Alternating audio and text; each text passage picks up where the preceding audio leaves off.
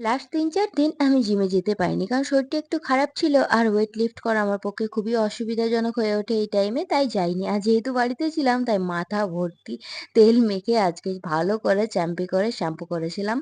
দেন কোর্টে চলে গেছিলাম। কোর্টে গিয়ে যা, যা কাজ ছিল সমস্ত করে নিলাম। আর তারপর লাঞ্চ করতে চলে গেছিলাম বিরিয়ানি দিয়ে। আমাদের এখানে ২ টো নতুন বিরিয়ানির দোকান খুলেছে, যা নিয়ে এখন কন্ট্রোভার্সি তুঙ্গে।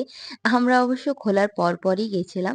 তো আমি এখানে নিয়েছিলাম হাফ প্লেট চিকেন বিরিয়ানি। এদিকে আমি যতই খাবো, খাবো করি ওদিকে আমি ফুল প্লেট বিরিয়ানিও শেষ করে খেতে পারি না। তো খাওয়া-দাওয়া করে দেন আবার কোর্টে চলে আসি। তারপর বাড়ি যাওয়ার পথে দেখা হয় মায়ের সাথে আর দাদার সাথে। ওরা যাচ্ছিল মেট্রো বাজার। তো কোর্ট থেকে আমাকেও ডেকে নেয়। আর আমার তো বেশ মজাই হয়েছিল। আমারও অনেকদিন যাওয়া হয়নি। তো ভাবলাম বাড়ি না গিয়ে যাই একটু ঘুরেই আসি।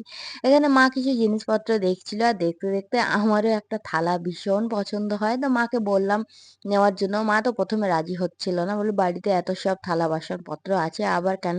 তো এটা আমার বেশ অ্যাস্থেটিক লাগছিল। দামটা দেখে মা অবশ্য অ্যাপ্রুভাল দিয়েই দিল।